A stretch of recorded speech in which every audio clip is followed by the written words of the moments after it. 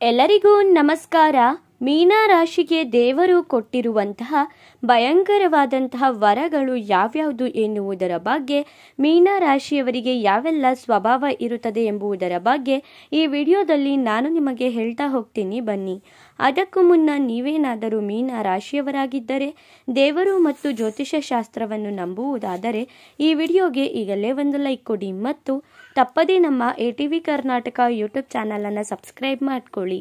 ನಿಮ್ಮ ಜೀವನದಲ್ಲಿ ಯಾವುದೇ ಸಮಸ್ಯೆ ಇದ್ದರೂ ಕೂಡ ಡಿಸ್ಪ್ಲೇ ಆಗುತ್ತಿರುವ ಗುರೂಜಿ ನಂಬರ್ಗೆ ಕರೆ ಮಾಡಿರಿ. ಮೀನ ರಾಶಿಯವರಿಗೆ ದೇವರು ಕೊಟ್ಟಿರುವಂತಹ ವರಗಳ ಬಗ್ಗೆ ಮಾತನಾಡೋಣ. ಮೀನ ರಾಶಿಯವರು ಯಾವಾಗಲೂ ಕೂಡ ಓಡಾಡಿಕೊಂಡು ಇರ್ತಾರೆ. ಯಾವ ಥರ ಅಂದರೆ, ಮೀನಿನ ಹೆಜ್ಜೆನ ಹೇಗೆ ಕಂಡುಹಿಡಿಯೋಕ್ಕಾಗಲ್ವೋ ಆ ರೀತಿಯಾಗಿ ಈ ರಾಶಿಯವರು ಓಡಾಟ ಅನ್ನೋದನ್ನ ಜಾಸ್ತಿ ಮಾಡ್ತಾರೆ ಅಂತಲೇ ಹೇಳ್ಬಹುದು. ಇವರ ಹುಟ್ಟು ಸ್ವಭಾವ ಓಡಾಟನೇ ಆಗಿರುತ್ತೆ. ಇವರು ಒಂದು ಕಡೆ ಕೂತಿರೋ ತಾವು ಯಾವುದೇ ಕಾರಣಕ್ಕೂ ಕೂಡ ಕೂತ್ಕೊಳ್ಳಲ್ಲ. ಯಾವಾಗಲೂ ಕೂಡ ಮೀನ್ ಥರ ಫಾಸ್ಟಾಗಿ ಓಡಾಡ್ಕೊಂಡೇ ಇರ್ತಾರೆ ಮೀನ ರಾಶಿಯವರು. ಈ ಮೀನ ರಾಶಿಯವರಿಗೆ ಜ್ಞಾನ ಅನ್ನೋದು ಜಾಸ್ತಿ ಆಗಿರುತ್ತೆ. ಮೀನ ರಾಶಿಯವರು ಟ್ಯಾಲೆಂಟ್, ಇಂಟೆಲಿಜೆಂಟ್ ಕೂಡ ಆಗಿರ್ತಾರೆ. ಹಾಗೆಯೇ ಇವರಿಗೆ ಜನರಲ್ ನಾಲೆಜ್ ಅನ್ನೋದು ತುಂಬಾ ಜಾಸ್ತಿ ಇರುತ್ತೆ ಬೇರೆ ರಾಶಿಯವ್ರಿಗೆ ಹೋಲಿಸ್ಕೊಂಡ್ರೆ. ಇನ್ನು ನೋಡೋದಕ್ಕೆ ಸೈಲೆಂಟ್ ಆಗಿರ್ತಾರೆ, ಆದರೆ ಜ್ಞಾನ ಅನ್ನೋದು ಜಾಸ್ತಿ ಆಗಿರುತ್ತೆ. ಈ ರಾಶಿಯವರು ಎಷ್ಟು ಸೈಲೆಂಟ್ ಆಗಿರ್ತಾರೆ ಅಂದರೆ, ಅವ್ರಿಗೇನು ಗೊತ್ತೇ ಇಲ್ವೇನೋ, ಅವನೇನು ತಿಳ್ಕೊಂಡೇ ಇಲ್ವೇನೋ ಅನ್ನೋ ಥರ ಇರ್ತಾರೆ. ಆದರೆ ಇವರು ಟ್ಯಾಲೆಂಟ್ ಏನು ಅನ್ನೋದು ಅವ್ರನ್ನ ಅರ್ಥ ಮಾಡ್ಕೊಳ್ಳೋರಿಗಷ್ಟೇ ಗೊತ್ತಿರುತ್ತೆ. ಅಷ್ಟು ಜ್ಞಾನವಂತರು ಈ ಮೀನ ರಾಶಿಯವರು. ಇನ್ನು ಈ ರಾಶಿಯಲ್ಲಿ ಹುಟ್ಟಿರುವವರು ಬಹಳಾನೇ ಅದೃಷ್ಟವಂತರು ಅಂತಾನೆ ಹೇಳ್ಬಹುದು. 12 ರಾಶಿಯಲ್ಲೂ ಕೂಡ ಈ ರಾಶಿಯವರು ಬಹಳಾನೇ ಅದ್ಭುತವಂತರು. ಯಾಕಂದರೆ ಇವರು ಜಾಸ್ತಿ ಮಾತಾಡಲ್ಲ, ಎಷ್ಟು ಬೇಕೋ ಅಷ್ಟೇ ಮಾತಾಡ್ತಾರೆ. ಹಾಗೆಯೇ ತುಂಬಾ ಜ್ಞಾನವಂತರಾಗಿರ್ತಾರೆ. ಅದೇ ತಾನೇ ಮನುಷ್ಯನಿಗೆ ಮುಖ್ಯವಾಗಿ ಬೇಕಾಗಿರೋದು, ಸೈಲೆಂಟ್ ಆಗಿ ಸಕ್ಸಸ್ ಕಾಣುವಂಥದ್ದು. ಅದೇ ರೀತಿಯಾಗಿ ಮೀನ ರಾಶಿಯವರು ಕೂಡ ಯಾವುದೇ ಜಗಳಕ್ಕೆ ಹೋಗಲ್ಲ, ಯಾವುದೇ ರೀತಿಯಾದಂತಹ ಭಿನ್ನಾಭಿಪ್ರಾಯ ಮಾಡ್ಕೊಳ್ಳಲ್ಲ, ಯಾರಿಗೂ ಕೆಟ್ಟದ್ದನ್ನು ಬಯಸಲ್ಲ. ಅವರೇ ಒಳ್ಳೆಯದನ್ನು ಮಾಡಿಕೊಂಡು ಹಾಗೆ ಅವ್ರ ಜೀವನದಲ್ಲಿ ಓಡಾಡಿಕೊಂಡು ಕಷ್ಟಪಟ್ಕೊಂಡು ಅವ್ರ ಜೀವನನ ಅವರು ಉದ್ಧಾರ ಮಾಡ್ಕೊಳ್ಳೋದ್ರ ಕಡೆ ತುಂಬಾ ಗಮನ ಕೊಡ್ತಾರೆ ಅಂತಾನೆ ಹೇಳ್ಬಹುದು. ಹಾಗಾಗಿ ಈ ರಾಶಿಯಲ್ಲಿ ಹುಟ್ಟಿರುವಂತಹವರು ತುಂಬಾ ಅದೃಷ್ಟವಂತರಾಗಿರ್ತಾರೆ.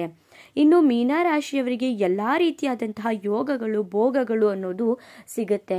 ಅದಕ್ಕೆ ಇವರು ಅದೃಷ್ಟವಂತರು ಅಂತ ಹೇಳಬಹುದು. ಎಲ್ಲ ರೀತಿ ಯೋಗಗಳು ಅಂದರೆ, ಅವರು ಕೆಲಸ ಮಾಡೋದ್ರಲ್ಲಿ ಲಾಭ ಆಗುತ್ತೆ, ಜೀವನದಲ್ಲಿ ನೆಮ್ಮದಿ ಇರುತ್ತೆ, ಹಾಗೆ ಕಷ್ಟ, ಸುಖ, ನೋವು, ದುಃಖ ಎಲ್ಲವೂ ಕೂಡ ಈ ರಾಶಿಯವರಿಗಿರುತ್ತೆ. ಹಾಗಾಗಿ ಎಲ್ಲ ರೀತಿಯಾದಂತಹ ಯೋಗ ಅನ್ನೋದನ್ನ ಈ ರಾಶಿಯವರು ನೋಡಿರ್ತಾರೆ ಅಂತಾನೆ ಹೇಳ್ತೀನಿ.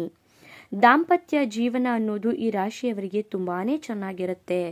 ಗಂಡ ಹೆಂಡತಿ ಆಗಿರಬಹುದು, ಕುಟುಂಬ ಜೀವನ ಆಗಿರಬಹುದು, ತಂದೆ ತಾಯಿ ಆಗಿರಬಹುದು. ಇವರ ತಾಳ್ಮೆನೇ ಇವ್ರ ಕುಟುಂಬದಲ್ಲಿ ಯಾವುದೇ ರೀತಿಯಾದಂತಹ ಜಗಳಗಳು, ತಾಪತ್ರೆಗಳು ಏನೂ ಬರದೇ ಇರೋ ರೀತಿ ಇವ್ರ ತಾಳ್ಮೆನೇ ಕಾಪಾಡುತ್ತೆ.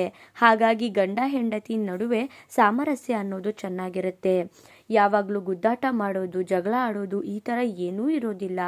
ಜಗಳ ಆಡಿದ್ರೆ ಗಂಡ ಹೆಂಡತಿಯವರು ಮೀನ ರಾಶಿಯವರೇ ಅಡ್ಜಸ್ಟ್ ಮಾಡ್ಕೊಂಡ್ಬಿಟ್ಟಿರ್ತಾರೆ. ಯಾಕಂದರೆ ಅವರು ಜ್ಞಾನವಂತರಾಗಿರೋದ್ರಿಂದ, ನಾನು ಯಾವ ಕಡೆ ಫೋಕಸ್ ಮಾಡಿದ್ರೆ ಒಳ್ಳೆಯದಾಗುತ್ತೆ, ನಾನು ಯಾವ ಕಡೆ ಟೈಮ್ ಸ್ಪೆಂಡ್ ಮಾಡಿದ್ರೆ ಒಳ್ಳೆಯದಾಗುತ್ತೆ, ಜಗಳ ಆಡ್ಕೊಂಡು ನಿಂತ್ಕೊಂಡ್ರೆ ಅದರಿಂದ ಏನಾದರೂ ಯೂಸಸ್ ಇದೆಯಾ ಅಂತ ಹೇಳಿ ಅವರು ಯೋಚನೆಯನ್ನು ಮಾಡ್ತಾರೆ. ಹಾಗಾಗಿ ಅವರ ದಾಂಪತ್ಯ ಜೀವನ ಕೂಡ ತುಂಬಾ ಚೆನ್ನಾಗಿರುತ್ತೆ, ಕುಟುಂಬ ಜೀವನ ಕೂಡ ತುಂಬಾ ಚೆನ್ನಾಗಿರುತ್ತೆ. ಹಾಗೆಯೇ ಈ ರಾಶಿಯವರು ಧರ್ಮಶಾಸ್ತ್ರ ಅನ್ನೋದನ್ನು ಜಾಸ್ತಿ ಪಾಲನೆ ಮಾಡ್ತಾರೆ.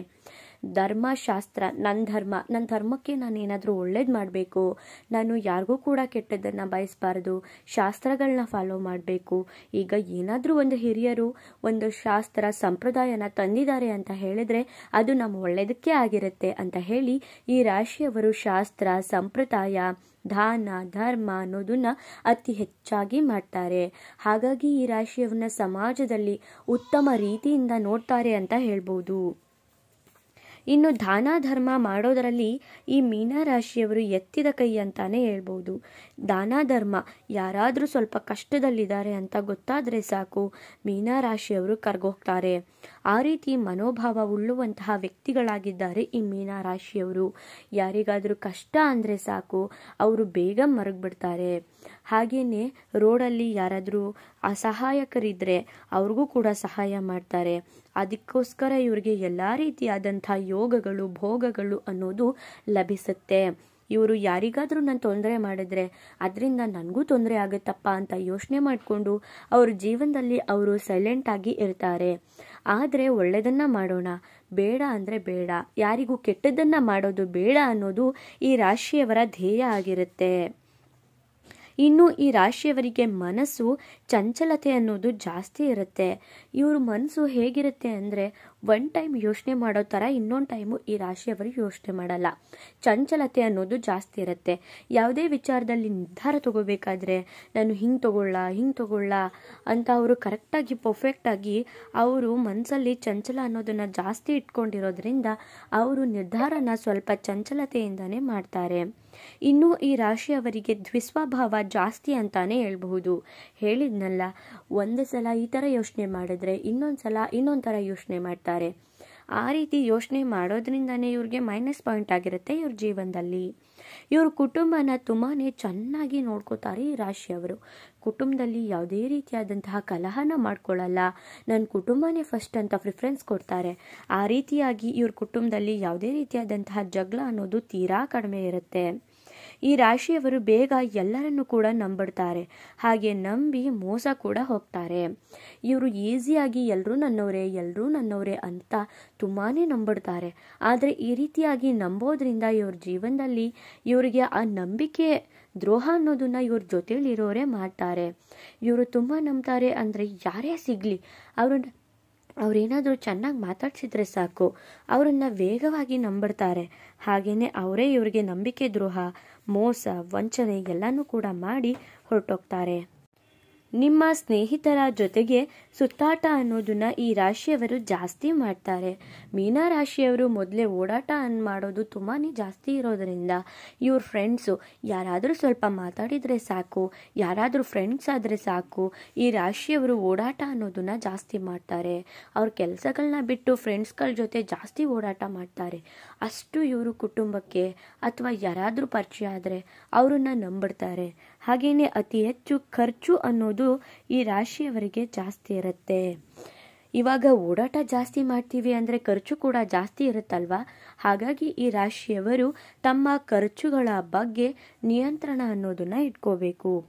ಇವ್ರ ಜೀವನದಲ್ಲಿ ಸಾಧನೆ ಮಾಡಲೇಬೇಕು ಅಂತ ಹೋರಾಟ ಮಾಡೋದೇ ಜಾಸ್ತಿ. ಇವರು ಓಡಾಡ್ತಾರೆ ಅಂದರೆ ಇವರು ಸುಮ್ಮನೆ ಖಾಲಿ ಪೋಲಿ ಬಿದ್ದು ಓಡಾಡಲ್ಲ. ಇವರು ನಮ್ಮ ಜೀವನದಲ್ಲಿ ಏನಾದರೂ ಸಾಧನೆ ಮಾಡಬೇಕು, ನಾನು ಕಷ್ಟಪಡಬೇಕು ಅಂತ ಯೋಚನೆ ಮಾಡಿಕೊಂಡು ಈ ರಾಶಿಯವರು ತುಂಬಾ ಓಡಾಟ ಮಾಡ್ತಾರೆ. ಹಾಗಾಗಿ ಇವರ ಜೀವನದಲ್ಲಿ ಸಕ್ಸಸ್ ಅನ್ನೋದನ್ನು ಬೇಗ ಕಾಣ್ತಾರೆ ಅಂತಲೇ ಹೇಳ್ಬೋದು. ನೋಡಿದ್ರಲ್ಲ, ಮೀನ ರಾಶಿಯವರಿಗೆ ದೇವರು ಕೊಟ್ಟಿರುವಂತಹ ವರಗಳು ನಿಮ್ಮದು ಕೂಡ ನಿಜ ಅನಿಸಿದೆ. ನಿಮ್ಮ ಜೀವನದಲ್ಲೂ ಕೂಡ ಇದೆಲ್ಲ ನಡೀತಿದೆ ಅಂತ ನಿಮಗೇನಾದರೂ ಅನಿಸಿದ್ರೆ ದಯವಿಟ್ಟು ತಪ್ಪದೆ ಕಮೆಂಟ್ ಬಾಕ್ಸಲ್ಲಿ ಕಮೆಂಟ್ ಮಾಡಿ. ಹಾಗೆ ಮುಂದಿನ ವಿಡಿಯೋದಲ್ಲಿ ಸಿಗ್ತೀನಿ. ಅಲ್ಲಿವರೆಗೂ ನೋಡ್ತಾ ಇರಿ ನಮ್ಮ ಚಾನಲ್. ಧನ್ಯವಾದಗಳು.